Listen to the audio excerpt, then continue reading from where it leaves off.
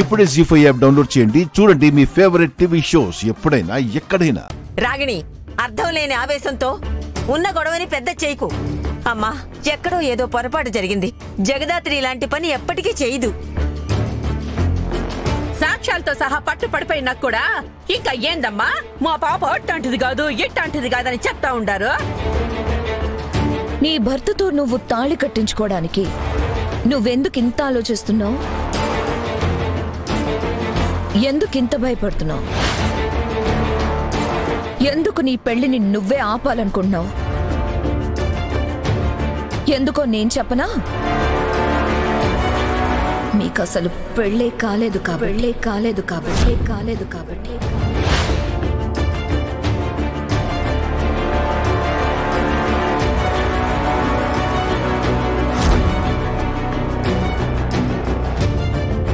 పెళ్ళయ్యిందని మా అందరికీ అబద్ధం చెప్పారు కాబట్టి. మీ అబద్ధాన్ని కప్పిపుచ్చుకోవడానికి మోసం చేయడం మొదలు పెట్టారు కాబట్టి. అలాంటిదేం లేదక్కా. ఇంకా వీళ్లతో మాటలేందమ్మి. నిన్ను మన కుటుంబాన్ని ఇంత మోసం చేసిన వీళ్ళని ఇంకా ఇంట్లో ఎందుకు ఉండనిస్తున్నావు? ఇద్దరిని తక్షణమే బయటికి పంపించేద్దాం.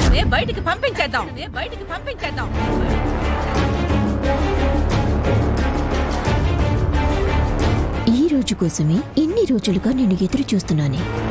నువ్వు కూర్చున్న కొమ్మని నువ్వే నరుక్కునేంత తెలివి తక్కువ దానివని అనుకోలేదు. ఇంతటితో వాణ్ణి ఈ ఇంటి కొడుకని ప్రూవ్ చేయాలని నీ పట్టుదలకి సమాప్తం. ఏంటి అలా చూస్తున్నావు? చెప్పింది వినిపించలేదా?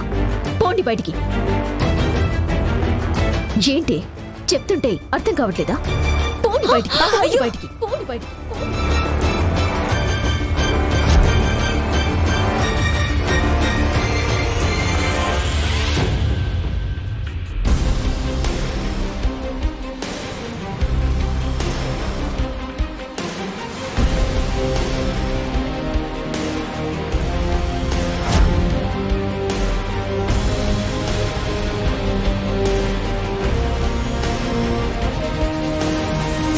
వదిని చూస్తావేంటి?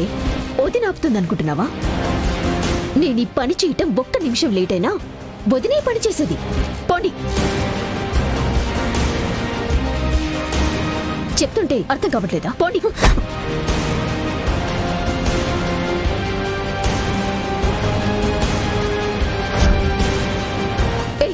చెయ్యొద్దులవే, వదులు.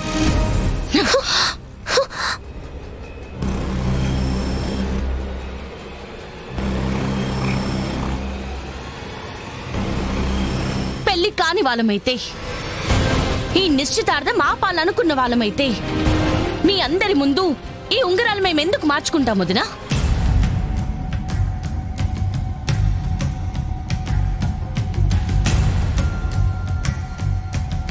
అమ్మని ప్లేట్ మార్చేసింది. ఈసారి కూడా జగదాత్రిని ఇంట్లో నుంచి పంపించడం కుదరదు. చెప్పండి వదినా. అందరూ అలా సైలెంట్ గా ఉండిపోయారే.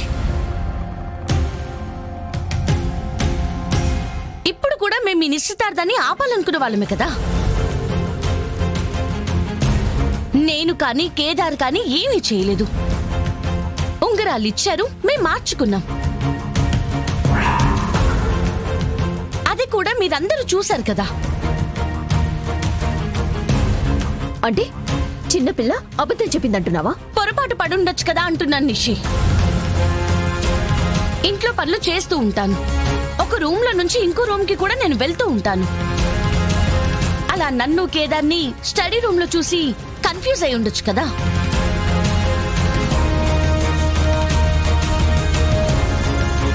అవునక్క, నేను దాత్రి స్టడీ రూమ్ లో ఉన్నప్పుడు కీర్తి అక్కడికి వచ్చింది.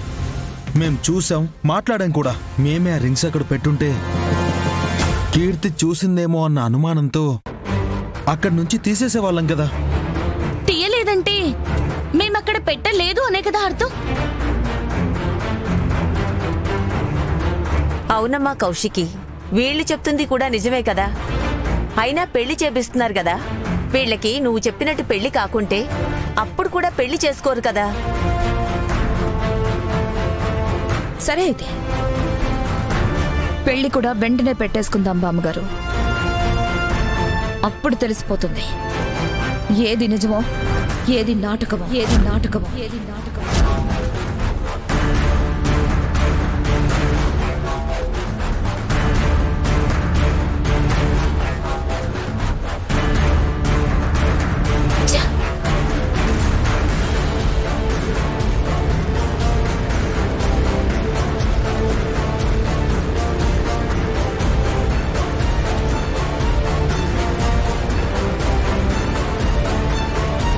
మొదటిసారి నువ్వెక్కడ తప్పు చేసుంటావోనని భయంగా ఉంది జగదాత్రి.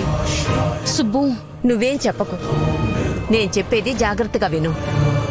వాళ్ళు చెప్పింది నిజమే అయితే నువ్వు చేసింది తప్పు కాదు జగదాత్రి, పాపం. ఆ పాపానికి నువ్వు బతికున్నన్ని రోజులు మూల్యం చెల్లిస్తూనే ఉండాలి. మీ ఇద్దరికీ నిజం పెళ్లి కాకుంటే నీ మెడలో ఉన్నది తాళి కాదు జగదాత్రి, ఉరితాడు.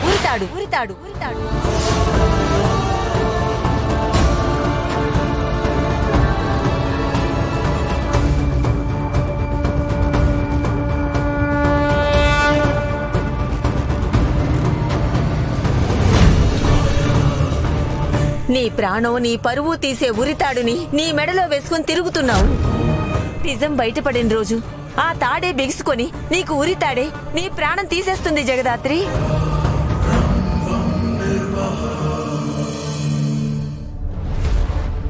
పెళ్లి కాని ఆడపిల్ల ఒక మగాడి బండెక్కితేనే వెక్కిరించే సమాజంలో బతుకుతున్నాం మనం.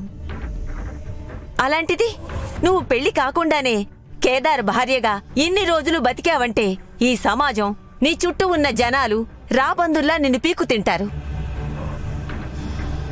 ఈ అబద్ధపు పెళ్లి, ఈ తాళి, ఇదంతా ఎందుకు చెయ్యాల్సి వచ్చిందో నాకు తెలియదు కాని దీనివల్ల నష్టపోయేది నువ్వే.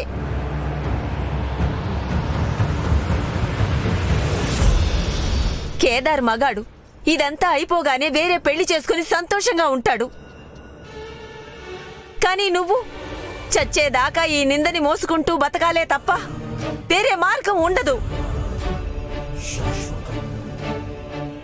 సుబ్బు, మాకు నిజంగానే పెళ్లి జరిగింది. అవ్వలేదు అని వీళ్ళందరూ ఎందుకు అనుకుంటున్నారు నాకైతే అర్థం కావడం లేదు. నువ్వు చెప్పిందే నిజమవ్వాలని ఆ దేవుణ్ణి కోరుకోవడం తప్ప ఇంకేం చేయలేనమ్మా.